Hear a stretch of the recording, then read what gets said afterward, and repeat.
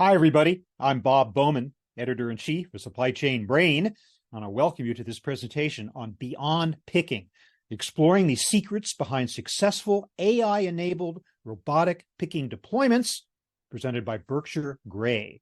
Now, a quick reminder, there will be an audience question and answer session at the end of this presentation. Audience members are encouraged to submit their questions at any time during the presentation by clicking on that Q&A button at the bottom of your screen.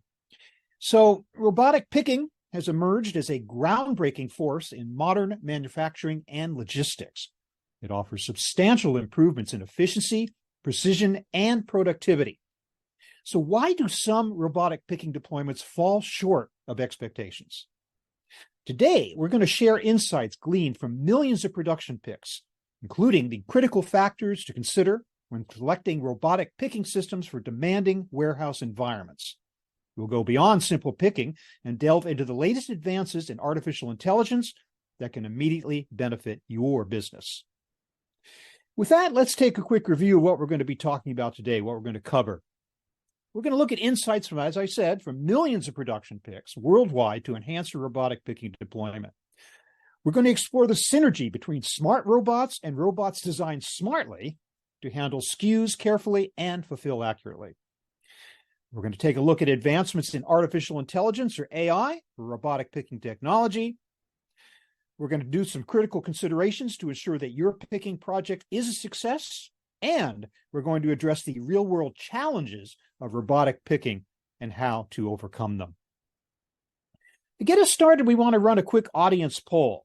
We're going to ask you, audience, 3 questions, all yes or no questions, and we would appreciate your answering them as I pose them, and then we'll take a quick look at what the poll says in terms of what you think, and then we'll get on with the presentation. So, question number 1, audience. Does your organization fulfill or replenish units or pieces as opposed to cases? Yes or no? Question number 2, are you having trouble hiring people? Yes or no? And finally, question number 3, are you considering picking automation? Yes or no? So please answer those 3 questions. We're going to take a few seconds here and wait for you to do that. There's no wrong answer here, obviously. It's just, as I say, just a yes or no kind of quiz. And it'll help us to kind of frame our discussion and give us an understanding of where you folks are in your journey toward robotic picking and technology. Here then are the results. Okay, so does your organization fulfill or replenish units or pieces as opposed to cases? Wow, 86% said yes, 14% no. Question number 2, are you having trouble hiring people? Well, no surprise here, 57% said yes, 43% at least at this point said no. And finally, are you considering picking automation? Well, good for you, 86% of audience saying yes, absolutely, and only 14% saying no. Okay, so that serves as a great basis for me to introduce our speaker for today. He is Chris Geyer, Vice President and Fellow with Berkshire Grey. Chris has spent almost 20 years leading technology development based on leading-edge research to develop practical solutions for the real world. His technical expertise includes computer vision, machine perception, autonomy, and unmanned systems. Chris was a member, by the way, of the winning DARPA Urban Challenge Team, the self-driving car competition at Carnegie Mellon University, and his publications have been cited over 4,000 times. So with that, I'm going to turn over the presentation to Chris Geyer. Chris, welcome and take it away. Super. Thank you, Bob. Thank you for the introduction.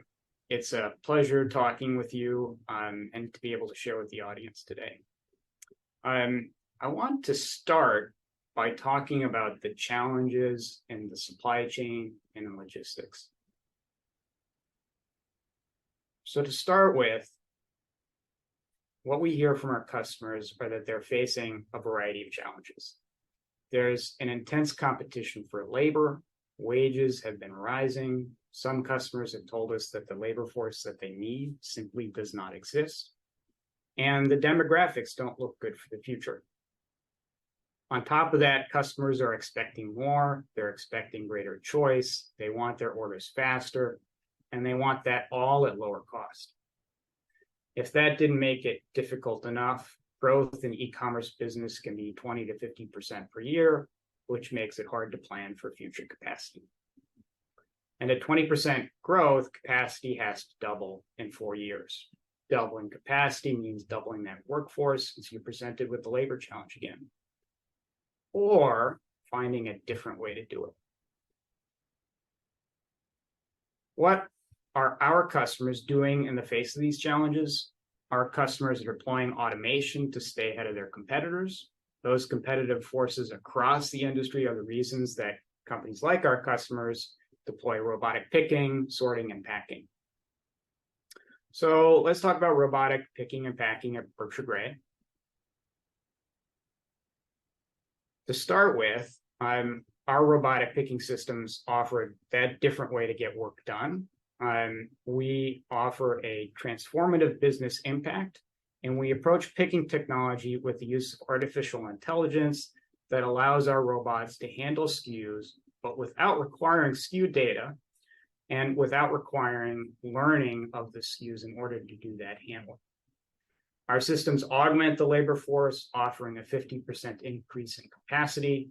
And finally, we offer systems with high order fulfillment accuracy, for instance, demonstrating 99.99 or 4 nines of accuracy, which means robots can send their work product direct to the consumer. These are some examples of how we help companies transform their businesses.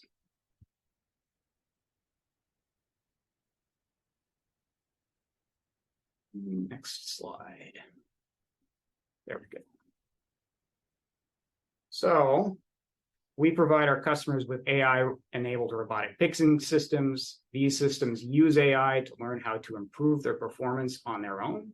And we built them to scale to the needs of large enterprises, ensuring their security and reliability. Today, dozens of sites use these systems to do useful work to deliver goods to stores and consumers. Now, I'll tell you, let's move to the next slide. Let's try that. I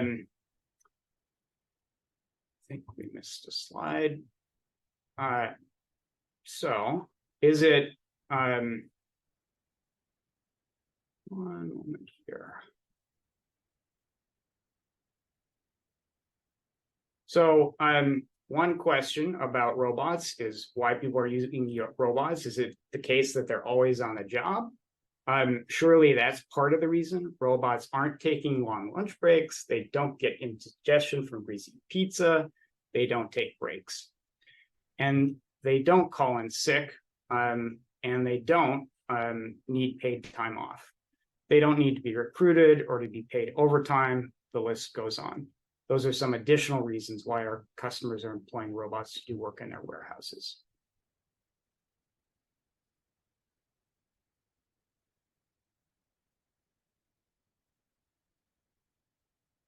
Now, I'll tell you that picking automation has not always been easy. Berkshire Grey has been at this for 10 years. We've learned many lessons. We have, I would call them battle scars. I have battle scars. So we'd like to share with you some of the secrets that we've learned. Secrets to successful projects that we've learned while making better systems for our customers. I'll tell you, there's not just one secret.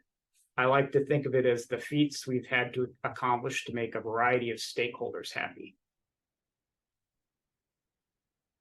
So if we think about that,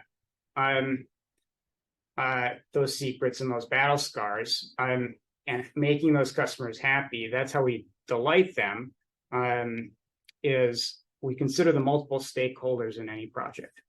Our customers are represented by multiple parties, customer service, ops, engineering, and so on, each coming to a project with different interests. It's the stakeholders that hold the keys to success on any project. They each bring valuable insights from their disciplines and have valid expectations about what automation needs to provide. So the secrets are the lessons that we've learned while satisfying their needs. So who should we start with? There's customer service, ops, engineering, finance, IT. I'd note, by the way, that we've got customer service on this list here, which is interesting because oftentimes customer service or the team responsible for quality assurance might not have a seat at the table at the time of design, even though pleasing the end customer is often a high priority. But we consider QA or customer service as one of the key stakeholders because we know that if we're hearing from them, it's a bad sign for the project. But to start with, let's take a look at one of the more common engineering questions for a project. And that is, can it pick our SKUs? This is probably the most common question we get, and we do an analysis of SKU eligibility for every project. We pride ourselves on having robots with the ability to pick a wide range of SKUs. But a first part of our answer is how we approach that problem and robotics in general. So to start with, when we started Berkshire Grey, we looked around at the field of robotics and AI, and we saw that there were a lot of hammers looking for nails. Academic labs had really amazing YouTube videos of robotic hands and other things or some other technology. We kind of felt that they had made very beautiful hammers and they were looking around for the right nails. So from the beginning, we felt like we had to take a more pragmatic approach. And so our philosophy and technical approach has been to employ more of a synergy of smart robots and robots designed smartly. We believe that neither of these alone are sufficient for the best picking systems. But with the buzz around AI, some will have you believe that AI will solve all the problems. And it's true that AI is a required component, but it's not enough. The brain needs a capable body. The proprietary hardware that we've designed at BG and our picking approach, for instance, is different in the industry and allows our robots to pick goods that others can't. This synergistic approach gives our customers more capable systems, and it makes it clear who's responsible for performance and quality and makes projects more likely to succeed. Now, here's an instance of our Spectrum gripper. If you look at regular off-the-shelf, other vacuum gripping technology, they can't pick up many common items. But using principles of fluid mechanics, we at BG developed a proprietary approach to gripping that's able to do a bit of a magic trick. Most gripping systems, for instance, can't pick up this teddy bear. However, our Spectrum gripping technology is an instance of a smartly designed robot that's able to pick up the teddy bear and most products that a worker can pick up one-handed, including apparel and goods that are unbagged, like you see in this video, or bagged apparel or other products with irregular surfaces. Again, an example of smartly designed robot.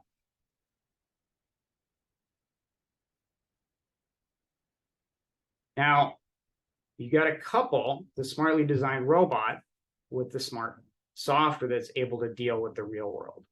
The real world is complicated, and there are what we call deviations from the happy path, what we call the happy path.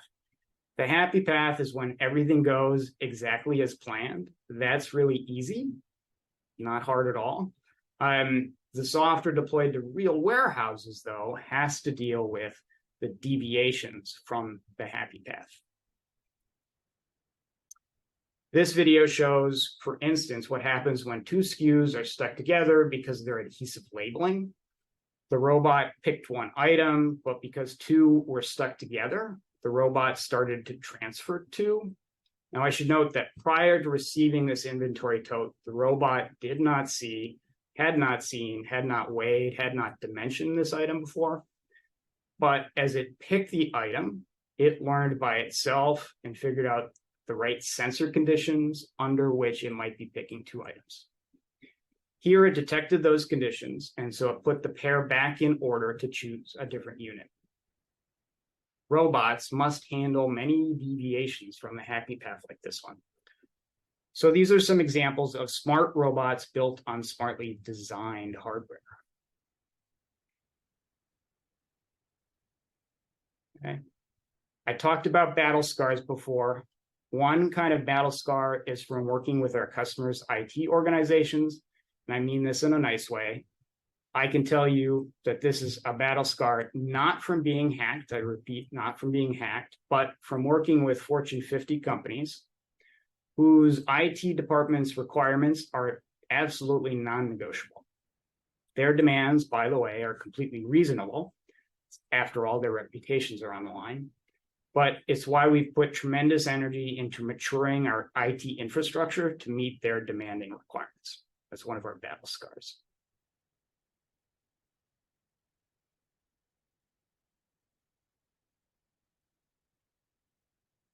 So nobody wants to be hacked. And so we've done a lot of work to satisfy our large customers, involving work like following industry standards in order to protect systems and customer data. We subject ourselves to security sweeps to ensure that security. Strict access control and proactive risk management is another part of that. Together, that means that we as an organization have achieved SOC 2 compliance, which is an industry standard created by the American Institute of CPAs.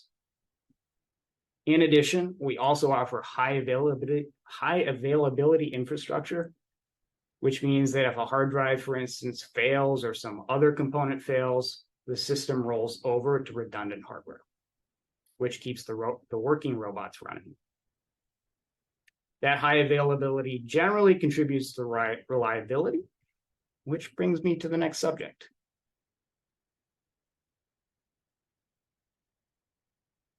If things break down, if things were to break down, the operations team knows that they're going to be stuck holding the ball.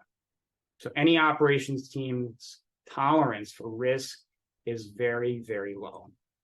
They are right to be concerned. They're on the line for hitting SLA. So they look for assurance that the tech, including robotic picking technology, really works. This has been an important lesson that we've learned over the decade that we've been in business. Reliability is really, really important. So let me just talk about that and note that one of the top considerations folks talk about in robotic picking is speed. Speed is clearly important. It's important for payback and return on investment, but there are other parts of the total cost of ownership. If a robot requires too much hand-holding or breaks down, that's a problem. And so we talk about not just the speed, but the reliability, the accuracy, and the uptime. Now, based on the many lessons that we've learned and incorporated into our robotic picking systems, we believe that we set the standard of reliability and quality for robotic picking. Now, reliability means different things to different people, but I think what it comes down to is whether you can rely on the robot to do the work, and that comes down to a couple of different things. One element of that reliability, in the broader sense, is the quality of the work performed by the robot. So it's not just about speed, it's about the quality, the care for the goods, and the accuracy, for instance. That's one element. Another element is the degree of supervision required. What's the ratio of robots to people? How often does a person need to help that robot? And we focus on getting the robot to do as much self-supervised problem solving as it can. So for instance, if the robot detects that its suction cup is blocked, it can detect that, and it can solve the problem itself by blowing that trash off. That's another example of deviations from the happy path that the robot has to be able to handle on its own. High uptime and is a traditional notion of reliability, certainly in hardware sense, and is of course important as well. In our labs, we stress test all of our proprietary hardware. We determine how many millions and millions of picks or transfers a given component lasts. We have devices that are actually picking up and down items all day long. And that's part of how we ensure deployed systems don't require maintenance. And lastly, as a last resort, we provide a global support team in case anything does happen, which means we have your back. And that's important, and that's how you can rely on robotic picking systems.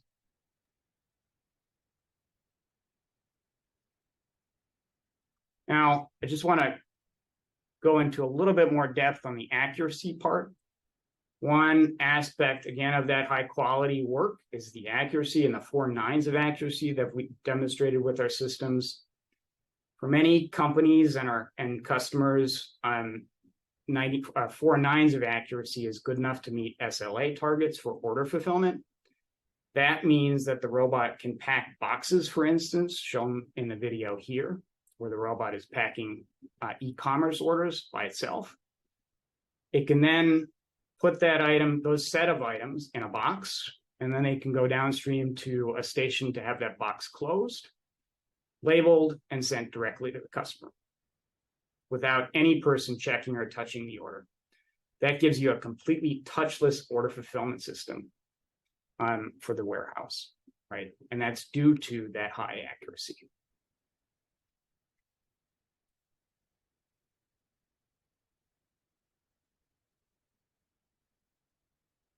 Now, one other element is the customer service part, or the marketing team that represents the voice of the customer. The robots are touching the goods that go to the customers, and so they're going to wonder whether their customers are going to be pleased with what they buy and receive.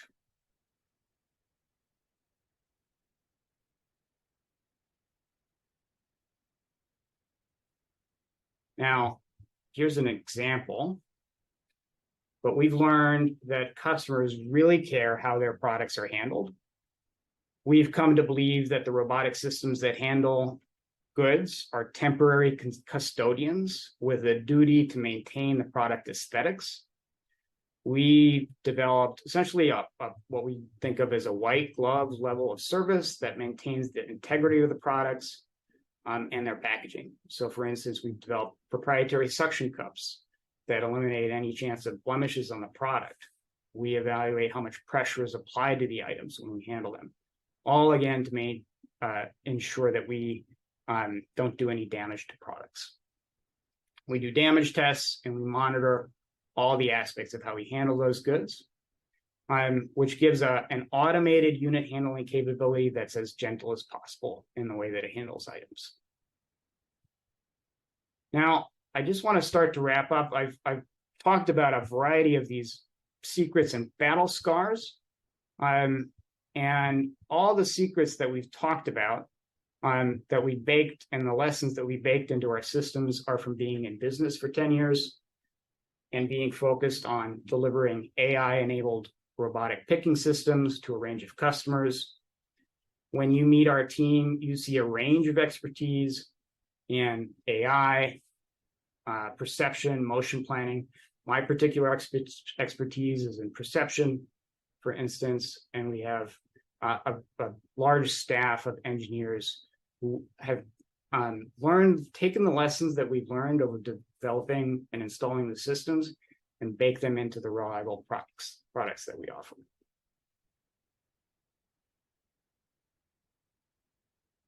And then to wrap up, a few key insights. We're here to help those retailers in meeting labor shortage challenges and help them adopt automation to stay competitive. Part of the lessons we've learned or secrets come from meeting the needs of the variety of stakeholders involved in any project. And we meet those needs by focusing on both smart software and smartly designed hardware. That smart software is enabled by artificial intelligence, for instance, and has the security from a reliable infrastructure and built on reliable and dependable hardware, all of which lowers the total cost of ownership compared to other systems. And with that, I'm going to hand it back to Bob. Thanks very much, Chris. It's great to get that level of insight into the complexities and the realities and the benefits of robotic picking. I think you really did a deep dive that goes well beyond a lot of other presentations that I've seen in this discussion. So thank you very much for that. This then is the panel discussion portion of our presentation, in which I have the privilege of asking Chris a few questions. I want to remind our audience, however, that you can also ask Chris questions in the audience Q&A portion of this presentation. At any point while we're having this discussion, just go ahead and put your question in the Q&A icon at the bottom of your screen. We'll get to as many of those as possible. Okay, Chris, so let's wind this back to the beginning for a moment. Let's say a company's looking to embrace robotic automation. You've sold us on it. It's great. We know it's good. We don't know where to start, though. Are there services available to assist companies in evaluating robotic automation for their facilities? Yeah, good question, Bob. So we're happy to talk with customers about how to best get started. We have a variety of ways to engage. To start with, we often have solution architects that work with customer data to look at their SKU range and offer suggestions for how solutions can fit into their workflow, and a range of ways to evaluate picking in a more evaluative sense, including performing proof of concept of Berkshire Grey systems on customer SKUs, to potentially a next step being a pilot at their facilities, and then a next step after that being a full-scale deployment. So we work with customers to evaluate what's the right approach there. Can you tell us a little bit more about the proof of concept aspect, the Inditex proof of concept? Could you explain that? Sure. So for instance, we worked with a customer to evaluate the ability to pick up unbagged apparel for their returns with Inditex, which is the parent company of fashion brand like Zara. And we did a proof of concept with them in our facility, showing how that could work well. And we actually are moving forward with them. Great. So let's delve a little bit more into SKU coverage. Let's get down to the details here. You mentioned that Berkshire Grey handles a number of different types of items, including unbagged, oversized, fragile items, and the concept requiring no SKU data to get started in the first place. So if you could share with us what a company might expect both on day one and say like a year into their deployment, are there other processes or workflows they should consider to optimize for SKU coverage? Yeah, I think as you note, our different approach to gripping gives us a system that kind of by default is able to pick up a wide variety of items. And again, they don't require learning to do that. Our systems do start picking pretty much all of the goods in the warehouse from day one. And in some facilities, we actually handle 100% of the SKUs. So that's the day one, is often picking all the things that have been deemed to be compatible with the system. With some customers, we do work with their operations team to consider how to make some items perhaps more order fulfillment ready.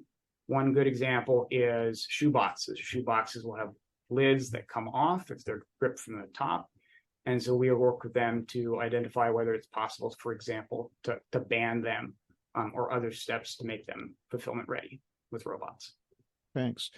All right, AI. We know artificial intelligence, the latest buzzword, obviously.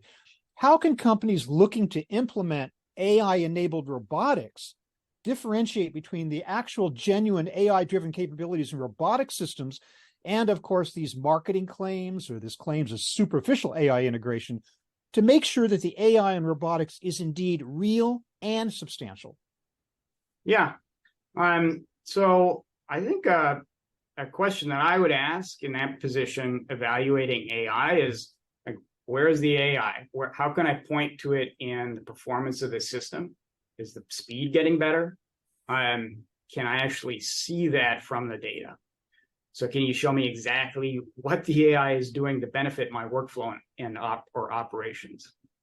Those are the sorts of questions that can help you drill down to the AI you're being asked to pay for and what it's actually offering as a benefit.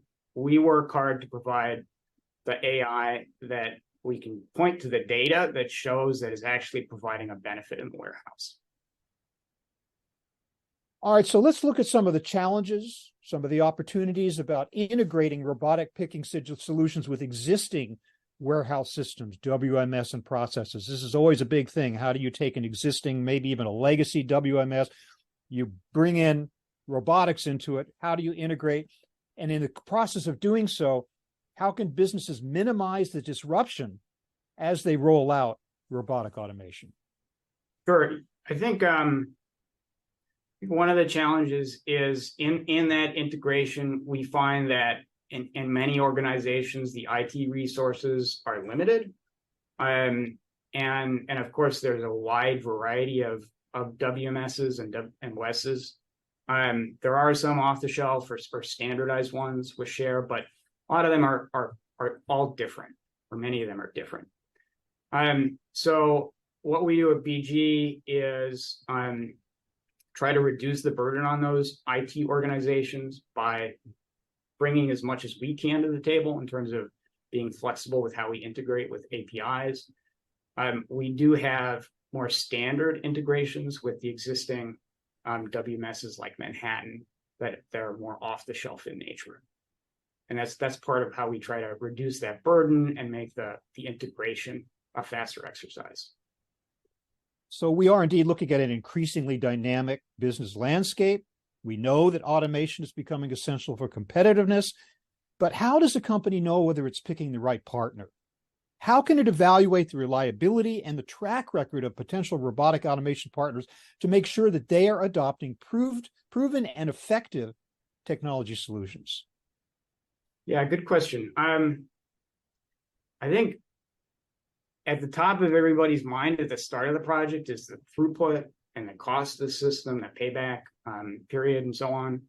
But I think the really important ones are kind of the secrets that we talked about today, that if you're not careful can cost you after you've installed the system. For instance, the lack of reliability in an installed system will increase that cost, right? That's why we focus so much on reliability. So reliability is one. Lack of security, right? Nobody wants to get hacked. And so that's part of the reason why we have the SOC 2 compliance, where we have security sweeps on our system that establish that it won't get hacked. And I think the third is that goes into that total cost of ownership is how we handle the goods. What's the quality, both the accuracy, are we handling things carefully, right? It actually takes a little bit of thought about how to handle, for that video of a peach. We did a lot of thinking into how to make that happen in a way that didn't damage the skin of the peach, for instance. So those three things are things that don't typically get thought about when thinking about how to evaluate systems. Thanks. By the way, let's define a term here. You referred a couple of times to SOC 2. Stands for Service Organization Control Type 2, a cybersecurity framework developed by the American Institute of Certified Public Accountants, just so that people know exactly what we're discussing there. A lot of acronyms in this business, right? Okay, so let's look to the future in AI-enabled robotic picking. What developments, what innovations do you see coming up in the near future, and how do you think those might shape the industry? Yeah, I think it's kind of easy. Picking more, doing more robots everywhere. Picking more is doing a sort of accomplishing more in the warehouse, whether that's packing e-commerce orders like you saw in that video, or sorting or other tasks. So doing more tasks, it's not just picking, it's the other things that are unit handling in the warehouse. It's also being able to handle more. So that's having and getting towards more complete coverage of SKUs, towards 100% SKU coverage, having the essentially human equivalents in the warehouse. And then I think as a result of those two things, we're going to get to a point in the next several years, not next year, but maybe 5 years, where we shouldn't be surprised to see a robot in the warehouse, right? That should be a normal occurrence. And so that's, I think, as an artifact of those two first things, being able to pick more and do more, we're going to see more robots everywhere.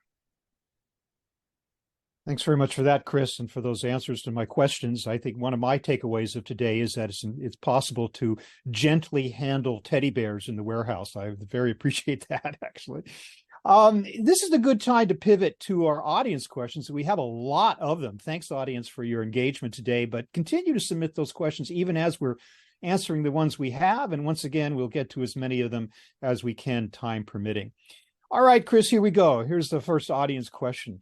What are the key metrics that you see companies using to measure the success of a robotic automation project? Picking up a little bit on what we talked about, but maybe we drill down a little bit more to what some of those metrics might be.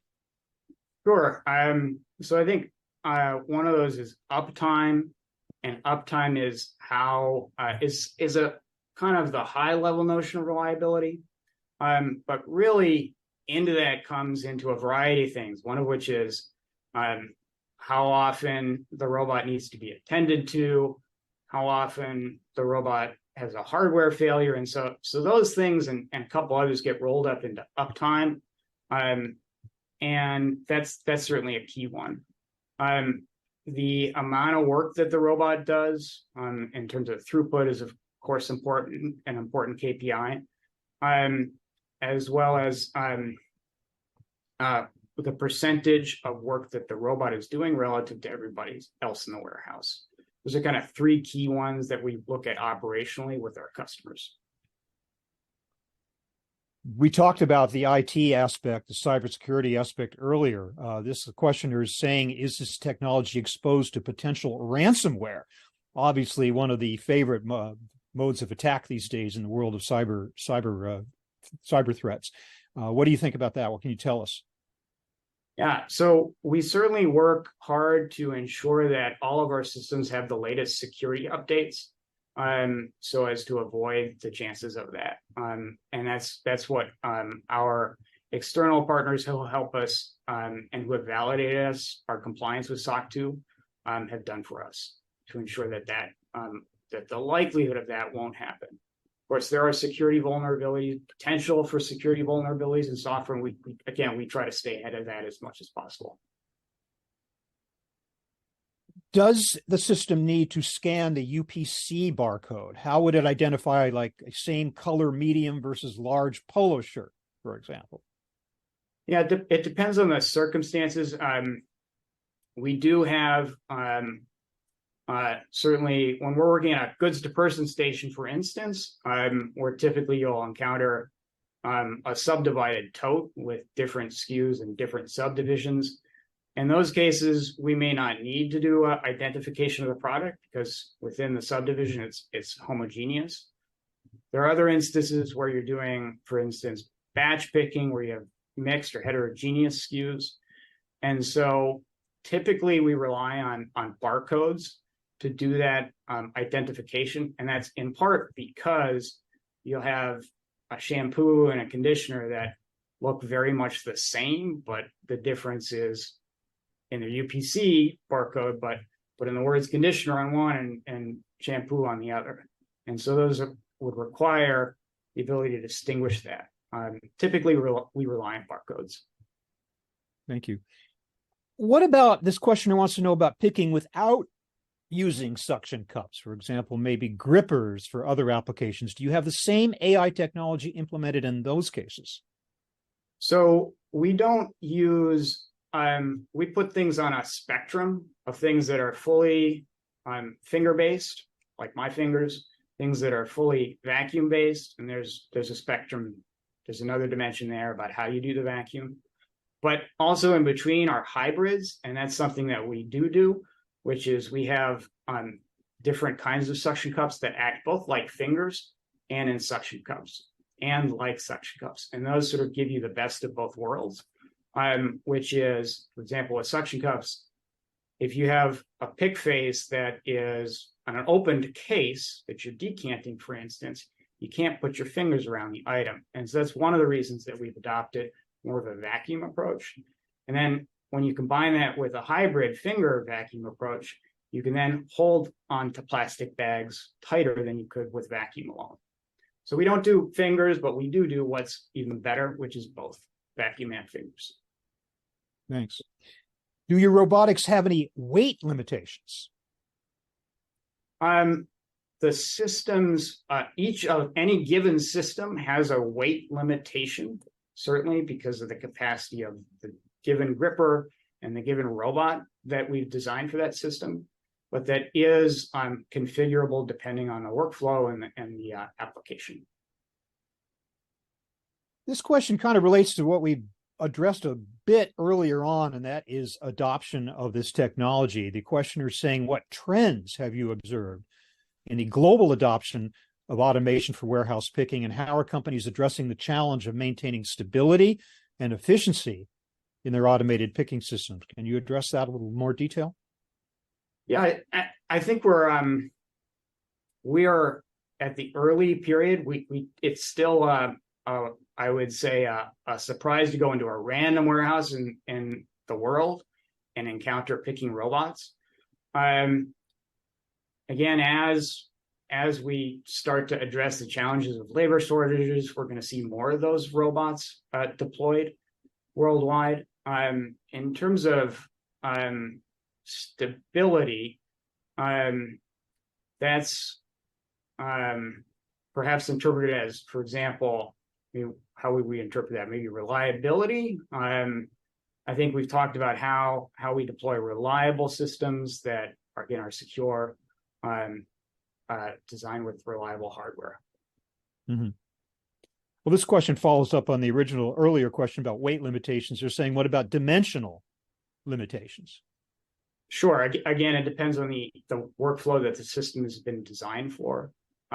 We do have, for package sortation robots, we do have SKU picking robots, and they have different dimension and weight limitations for those different applications. Mm-hmm. Question here, without providing an item master with SKU characteristics in advance, how do the robots comprehend the level of fragility and how to pick a carton of heavy to fragile without damage? Sure. On that first one, depends on the collection of SKUs that we encounter. But we glean a lot of information about the SKUs, sometimes from their appearance and dimensions and other factors that have been given to us in the order, even though we don't have item master data. And then remind me, what was the second question? Well, it was just one. It was basically just in terms of comprehending the level of fragility and how to pack a carton of heavy to fragile without damage. I guess all within the same cart. Sure. So in our order packing systems, or order fulfillment systems in which we do packing, we'll often specify the order. In those instances, we do have information because we'll want to pack, for instance, we'll want to receive perhaps the largest one first. And so in order to do that, we'll usually couple that with item master data in order to make that decision. Question here, what level of specific placement can your bots support? Example, can it single flex bag product while guaranteeing orientation and placement? You understand the question here? One more time. What level of specific placement can your bot support? I guess in terms of guaranteeing orientation, guaranteeing placement within, for instance, a flex bag product. Yeah. So I think in general, what we call that, like the ability to place something accurately, as what we call, so there's a concept of control authority and control theory, and we call the ability to place something accurately pose authority, which is the ability to put the thing in the place where I wanted it to be. The degree to which you can do that depends, of course, on the nature of the thing that you're packing. It's going to be pretty high for a rigid thing. It's going to be slightly lower for a non-rigid thing. And so we address that in different ways with the behaviors for the packing. We spoke earlier about system integration, legacy systems, WMS integration with robotic picking technology. These questioners asking, I guess, does the robot picking technology communicate to the WMS via MHE messages? Would that be material handling execution messages, perhaps, or API, application programming interface, or some other technology? So we have, the way this typically works is that we have a customer system on my left, I think that's somebody's left, and on the right we have our system, and we typically design a proxy layer that interfaces with our standard system and the customer system. It gives us a standard system that we come to a project with, and then usually a configured proxy layer that interfaces with the customer's WMS system. And how those two things talk depends a lot on the architecture that the customer brings, whether it's TCP, IP, or some other approach, REST, and so on. To do that interfacing depends on what that customer's bringing. Here's an interesting question, given all the different types of systems that exist within warehouses today. The questioner is saying, would this integrated solution with our warehouse management system, or WMS, would it be considered a warehouse control system, WCS, or warehouse execution system, WES, to direct the robotic tasks? Yeah, we consider it a kind of a WCS system that's executing the unit handling orders that have been given to it. It's controlling the robot. It's controlling the intake of goods. It might not be controlling the goods to person station if it's coupled to one, but it is receiving notice that a tote is present, executing the order that's been assigned to it, putting in the place where it's been directed to place it. So we consider that generally a WCS system. Okay. Thanks for clarifying that. I get confused myself over what those different systems do these days. This questioner is wondering if you have any examples or learnings specifically in the beverage industry with respect to the application of robotic picking technology. Can you share anything with us on that? Can't think of a specific lesson in the beverage industry. I'm trying to think of fragility of bottles and the handling of the various liquids and I don't know. Right. Yeah, I think so amongst the things that we tend not to pick in general are things that are especially fragile, like, for instance, crystal would be an instance. So things that are especially fragile, things that are especially dangerous, harsh chemicals that we would not want to be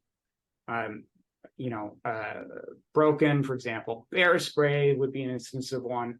So fragile items, dangerous items, and then items that are, so I mentioned earlier that the shoe boxes, items that can be opened easily or that require generally two hands to handle. So those might include shoe boxes or things like buckets that are nested within one another. So we don't typically handle those kinds of items because they require two hands to take apart in order to fulfill those items. Thanks. Would this technology be able to integrate RFID, radio frequency identification, for product identification? Yes, that's something that's possible. Essential these days, I guess, considering the presence of RFID in so many warehouse operations right now. Questioner is saying, based on what was presented today, are the robotic attachments and or the entire robot proprietary? So we deliver a solution that includes many proprietary elements, like the gripper that gets attached to a robot. Our perception systems we consider proprietary components. Our pneumatic chain, the system that supplies vacuum and so on, and the way that we switch vacuum on and off is all part of a proprietary system that we deliver with our solutions. Some of those components are, yes, bought off the shelf, but we essentially picked the best components to deliver with those solutions. Thank you.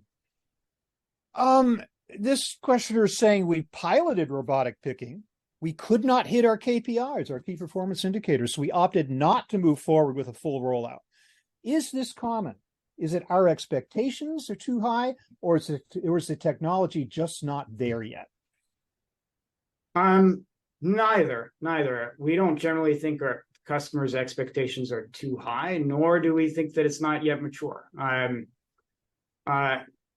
Can't comment on how common that is. We have heard instances of customers having pilots, them not going successfully, and then in some cases coming to us to solve their problems.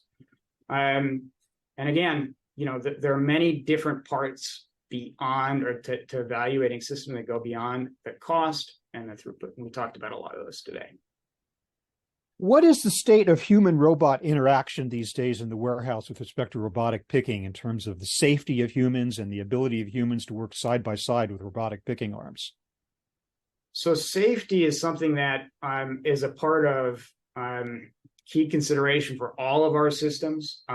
We design safety systems for our robots so that they're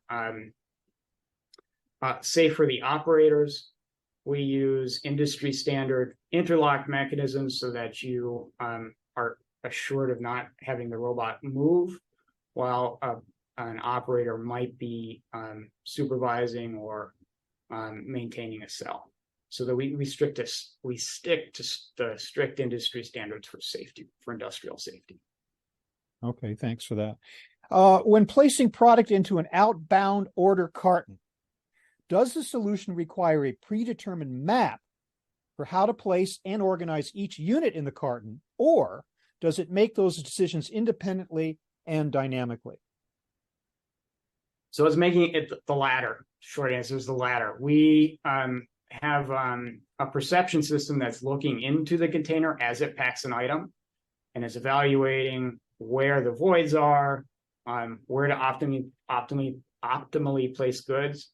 It's kind of evaluating many millions of different orientations and placements of the SKU into that box so as to maximize the packing efficiency, but is also planning ahead.